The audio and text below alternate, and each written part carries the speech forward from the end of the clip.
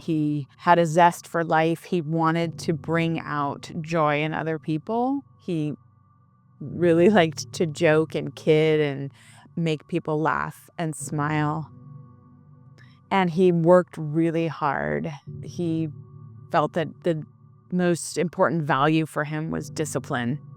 So present with anyone he came in contact with. And most, if not all, the people did not know the struggles that he was going through, that his mom and I would experience with him daily.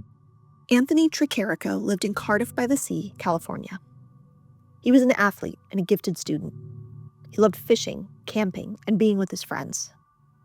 Anthony seemed to be thriving. But in his freshman year of high school, his parents, Neil and Samara, discovered that he was having suicidal thoughts. It didn't seem consistent with him at all. And we certainly didn't think about it in any way related to autism. Anthony was diagnosed with autism when he was 7 years old. But as a teenager, he wasn't comfortable sharing that with his friends or teachers. It was a part of him he preferred to keep private.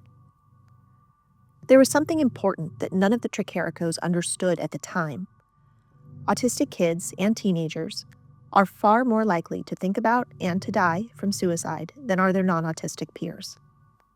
Those who are both autistic and intellectually gifted, as Anthony was, may be at even greater risk. In one 2023 study from the University of Iowa, autistic kids with an IQ of 120 or higher were nearly 6 times more likely to have suicidal thoughts than autistic children with average IQ. But their struggles are often invisible. Many kids like Anthony cope by masking, consciously or unconsciously suppressing their autistic traits in order to fit in at school or in social environments. Research has shown that it has a detrimental effect on one's mental health, for the exhaustion and for the not being known by anyone. You can be with people all day long masking and go home and know that you've never really talked to anyone as who you are as a person, so nobody really knows you, and it's profoundly lonely. Jessica Schwartzman of Children's Hospital Los Angeles leads research on autistic kids and suicide. She says several factors make it hard for kids to get the help they need. And autistic youth have particular thinking styles and have different emotional responses that can make it difficult for them to know how they're feeling or that they might be in a crisis. And then second, how to communicate their distress or ask for help, whether it be from parents, teachers, counselors, or things like that. Neil and Samara took Anthony's pain seriously, but none of the people or agencies they contacted for help took his autism into account. When we got to the mental health machine, it wasn't built for his diagnosis. It was built for a one-size-fits-all. It was built for bright lights and confinement, and those are all things that are furthered his challenges. Nearly 80% of autistic kids also have mental health conditions like depression or anxiety. But when they seek help, they encounter care that is largely designed for people with neurotypical brains. As many as 80% can have alexithymia, which is this difficulty in first identifying what we feel, and then second, communicating it to others. On what seemed like an ordinary Sunday in March 2024, Anthony told his parents that he was going for a walk. And then he said, I'm gonna go get some fresh air. And that was the last conversation we had with him. Anthony spent 9 weeks in the hospital before dying of his injuries. He was 16 years old. Months later, Neil learned from an acquaintance how common it is for kids like Anthony to struggle with thoughts of suicide.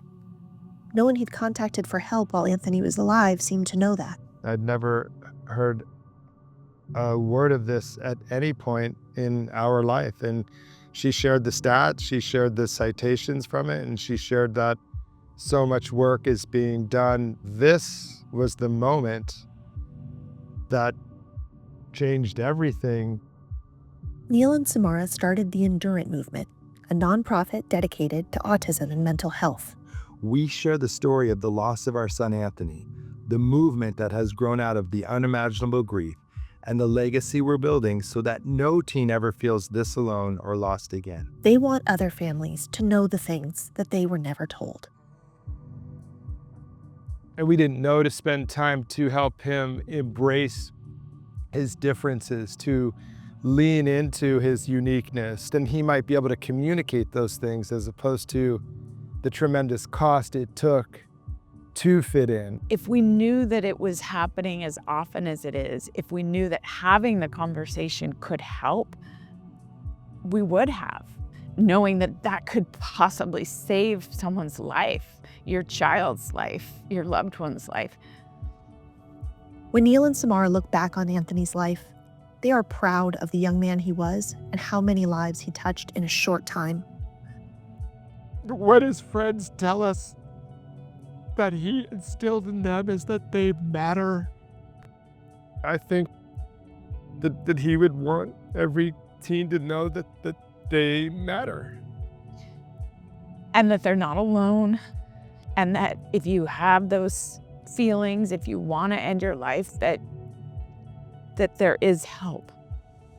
That you can reach out and that other people want to help you and that you do matter and that your life is worthwhile.